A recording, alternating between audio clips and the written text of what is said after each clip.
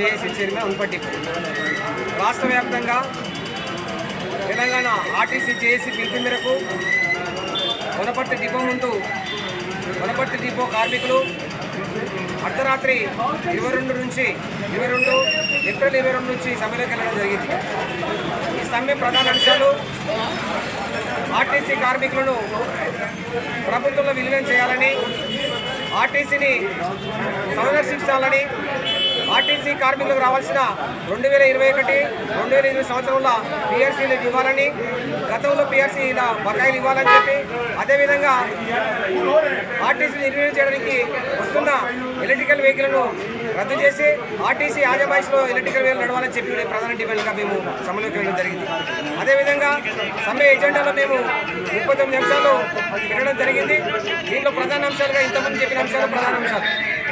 ప్రభుత్వము మేము ఈ అంశాలపై కార్మిక సంఘాలను, జేఏసీగా ఉన్న సంఘాలను చర్చలకు పిలిపించి సమస్యలను శాంతియుతంగా పరిష్కరించి మమ్మల్ని సమస్యలు పరిష్కరించాలని చెప్పి కూడా ప్రభుత్వానికి డిమాండ్ చేయడం జరిగింది. ఈరోజు సమ్మె 2వ రోజు కొనసాగుతుంది.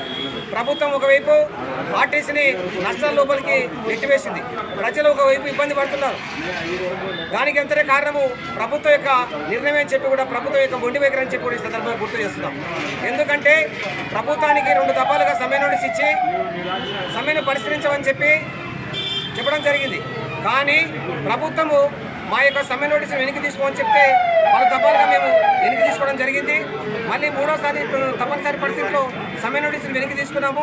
మరి ఇప్పుడు సరిపడిన సమ్మెలోకి వెళ్ళడం జరిగింది.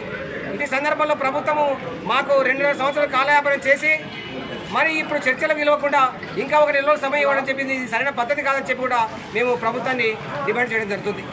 ప్రధాన అంశాలు కార్మికులకు ఉద్యోగ పత్రాలు లాంటి ప్రభుత్వం విలీనం చేయాలని చెప్పి, 2021-2020 సంవత్సరంలో సంబంధించిన పిఆర్సీలను చేయాలని చెప్పి, అదేవిధంగా ఎలక్ట్రికల్ వెహికల్ను రద్దు చేసి, అంటే ప్రైవేటు గుర్తుదారుల నుంచి రద్దు చేసి ఆర్టీసీ యాజమాన్యంలో ఎలక్ట్రికల్ వెహికల్ నడవాలని చెప్పి, వివిధ సమస్యలపై మేము కొత్తగా ఆర్టీసీలో ఉద్యోగాలు వేసి మా యొక్క పనిభారం తగ్గించాలని చెప్పి కూడా ఈ యొక్క మేము ప్రధాన అంశాలుగా సమ్మె నోటీస్ చేయడం జరిగింది. ఇప్పటికీ కూడా ప్రభుత్వం ఎలాంటి చర్యలు తీసుకోకుండా, సంఘాలతో చర్చలు జరపకుండా ఈ విధంగా చేయడం సరైన పద్ధతి కాదని చెప్పి కూడా మేము డిమాండ్ చేస్తూ ఈరోజు 2వ రోజు సమ్మెను శాంతియుతంగా కొనసాగిస్తున్నాం. ఎక్కడ కూడా మాకు ధర్నాలు చేసుకోవడం అవకాశం కానీ టెంట్ వేసుకోవడం అవకాశం ఇవ్వకుండా కూడా శాంతియుతంగా మేము సమస్యలను మేము స్వచ్ఛందంగా విధులను ఎవరి ప్రోత్సాహం లేకుండా ఏ రాజకీయ ఒత్తిళ్లకు లొంగకుండా మేము స్వచ్ఛందంగా మా విధులను బహిష్కరించి సమ్మెలో శాంతియుతంగా సమ్మెను కొనసాగడానికి సిద్ధంగా అని చెప్పి తెలియజేస్తున్నాం.